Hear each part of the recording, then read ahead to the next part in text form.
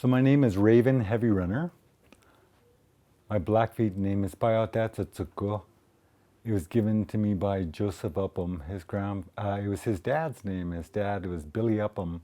He was the son of Chief Heavy Runner. The story I'm going to tell you is the story my grandfather used to tell us over and over again. And it's a Napi story. And the story was about Napi. And Napi was this crazy old man. And he was always doing crazy things. And all the animals, they knew about Napi. And they'd all just try to stay away from Napi. Because if they interacted with him, sometimes crazy things would happen. So one day Napi was walking through the forest. And he heard these beautiful songs coming, and he looked up in the trees and he seen these chickadees up there, and they were just singing away. But when they were singing, their eyes would pop out and they would stick to the trees, and they would sing the rest of their song and their eyes would come back into their head. And Napi had never seen anything like this before. And he ran up to the trees and he said, "Hey, what are you guys doing?" And those birds were like, "Shh, it's Napi, don't say anything." Oh. And the birds decided not to say anything except for this one little bird. And he told the other birds, he goes, "Oh, you guys, don't be mean. You should just be nice to Napi. See, that's the reason why nobody wants to ever talk to us." And so Napi goes, "You guys have the best song. Can you teach me your song?" And the birds were like, "I don't know, Napi. Something crazy might happen if we teach you this song. There's certain rules and protocols that go along with this song. You could only sing it so many times in a day. And it helps if you have a headache, it will help clear your headache up.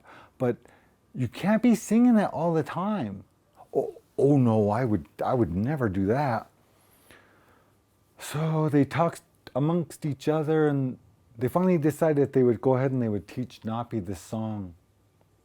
And so they started all singing this song, and Napi, he got in on the song, and all their eyes popped out and they stuck to the trees, and so did Napi's. His eyes came out and they stuck to the trees, and they sang the rest of the song, and everybody's eyes came back into their head. And Napi thought, "Wow, that's the coolest trick."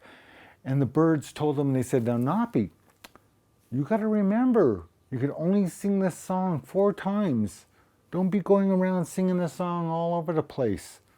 Napi's like, "Oh, no, I wouldn't do that." And so the birds, they flew off, and Napi looked around and he didn't see any birds, and he thought, "Wow, well, I want to show this new trick to my friends." So he ran down by the river and he looked around, and there was no one to be found. And he ran up by the big rock and he looked around, and there was nobody there. And he ran down by the prairie and there was nobody there. And oh, he just wanted to show somebody this new song that he sang. So he went back up by the forest and he started singing this song, and he sang it away, and sure enough his eyes came out and they stuck to the trees, and he sang the rest of the song and his eyes came back into his head, and he was like, "This is the best trick. I gotta go show somebody." So he ran back down by the river, and there was still nobody around. And he ran back over by the big rock, and there was nobody there. He ran back down by the prairie, and no one to be seen at all. He went up by the forest and looked around, and I'm just gonna sing this song again. I've only sang it. Oh, it don't matter, I'm just gonna sing it. And he sang that song, and sure enough his eyes popped out and they stuck to the tree, and he sang the rest of the song, and it came back into his head, and oh man, this is the best trick. I'm just going to see if anybody's around. And he ran back down by the river, and there was still nobody there.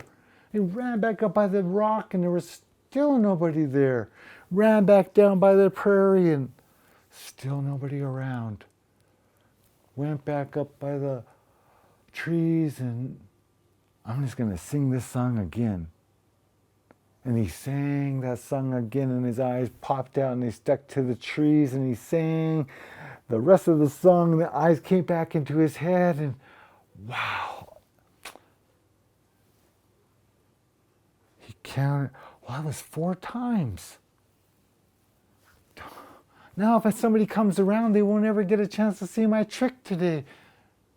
There's nobody here, nobody down by the river, nobody by the rock, nobody down by the prairie. Not even those birds are around. There's no, well, not even the birds are around. Well, if I sing this song, nobody will know.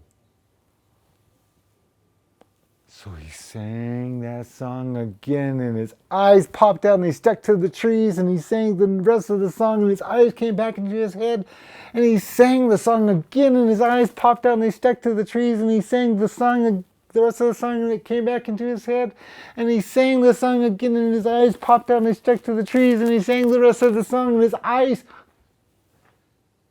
didn't come back into his head. Well, maybe I sang it wrong. And he tried to sing the song again, and his eyes, they still didn't come back into his head. And he tried and tried and tried, and his eyes didn't come back into his head. He went up to the trees and he tried to find his head, his eyes, and all afternoon and the evening he searched and he searched, and he still couldn't find his eyes. He sat there near the trees all night long and waited and he waited. And the next morning he could hear the sun was coming up because the birds started singing again. He grabbed his robe and he made his way through the trees, and he could feel himself going up to the top of this hill, and there was no trees up there. And he sat up there and he just listened. And not very long, there was these 3 people. They were going from one village to another. They were just walking along and visiting, and he could hear them from a long ways off. He grabbed his blanket and he started waving it in the air. Hey! Hey! And those 3 people, they were walking, and one of them looked at the other and they said, "Did you hear that?" They were like, how's your stomach? You should have ate before we left. Always hungry. Napi could hear them talking again, and he started waving his blanket again. Hey! Anybody out there? And they could all hear that voice. And that person said, "See, I told you there was somebody hollering." They looked up on this hill and they could see somebody up there just waving his blanket away. "Hey, I'm over here." And they made their way to the top of the hill, and they're like, "Oh no, it's Napi." They all walked up there and they're like, What's going on, Napi?" And by this time he had this thing around his eyes because he didn't want anybody to know he had no eyeballs. And he said, "Oh, I got these sores in my eyes, and I have some medicine on them, and I'm just waiting for them to heal. They should be healed in a couple days. Can one of you stay here with me and help me for a couple days? I'm having trouble getting around." And they all looked at each other, and one of the women looked at her 2 friends and said, "I'll stay with Napi for a couple days. You guys just go on. You tell my relatives that I'll be there in a couple days, and I'll stay here with him and take care of him. We've got to do that for our old people."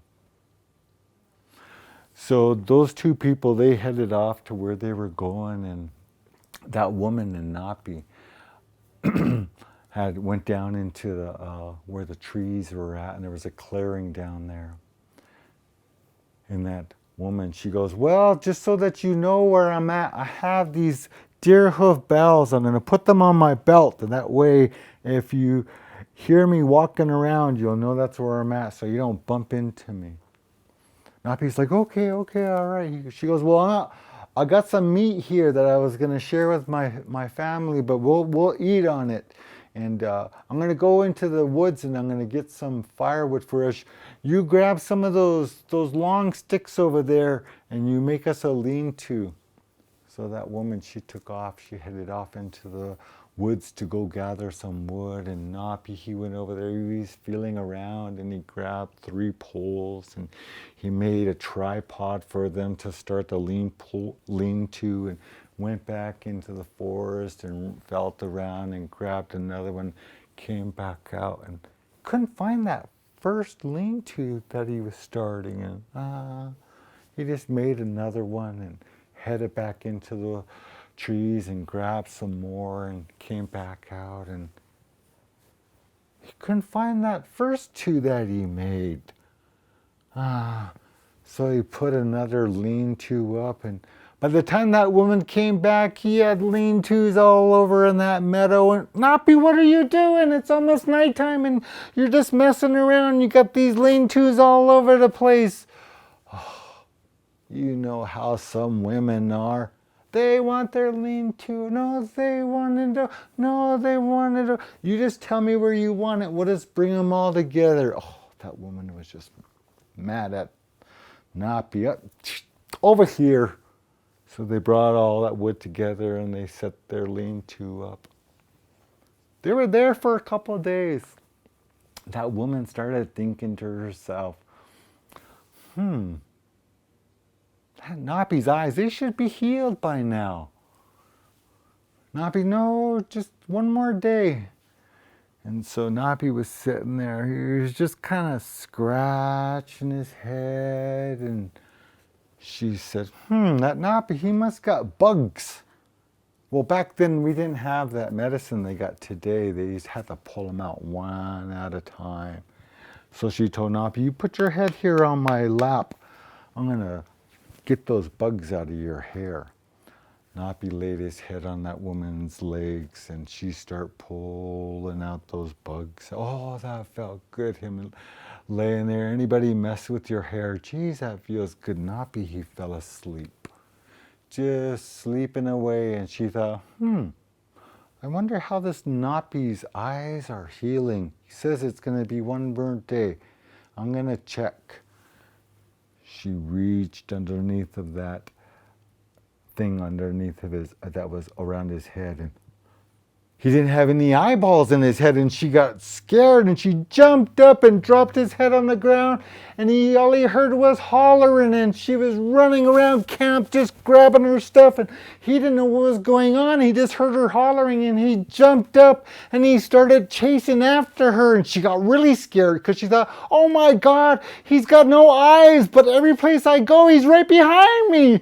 And she started taking off through the woods and he was right behind her, and then she realized it was those bells. She took those bells and she just threw them over the willow bushes into the river, and well, poor Napi didn't know that, and he chased the bells and he fell into the river. That woman went running up the valley going, Napi's got no eyes! Napi's got no eyes! Oh, Napi would float down the river for a little while, crawled out on the other side and sat there on this bank of the river, wondering what he was going to do now. That woman, she was going to tell everybody now that he had no eyes. Just sat there thinking about what he was going to do. Along came this coyote. That coyote, he had stepped on a thorn, didn't take good care of it, and it got infected, and it got all stinky. Walked up, and as he was kind of limping up, he goes, wonder who that is. That looks like Napi. Wonder what Napi's doing here. He walked all around Napi. He was looking at Napi. Napi was just sitting there like this. Walked up, looked at Napi's face. Napi just kind of sat there. Lifted up his stink foot, put it in Napi's face, and Napi's he could smell something. He reached back, and that coyote jumped back, and he just kind of laughed.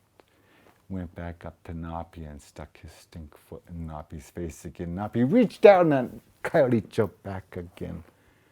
Did that. The fourth time he did that, Napi grabbed him, and he pulled him up to him, and he grabbed him by the head, and he pulled out one of his eyeballs, and he stuck it in his head, and that coyote started yelping, "Arr, arr!" And Napi went for the other eye, and that coyote goes, "Napi, Napi, have pity on me, at least leave me one eye."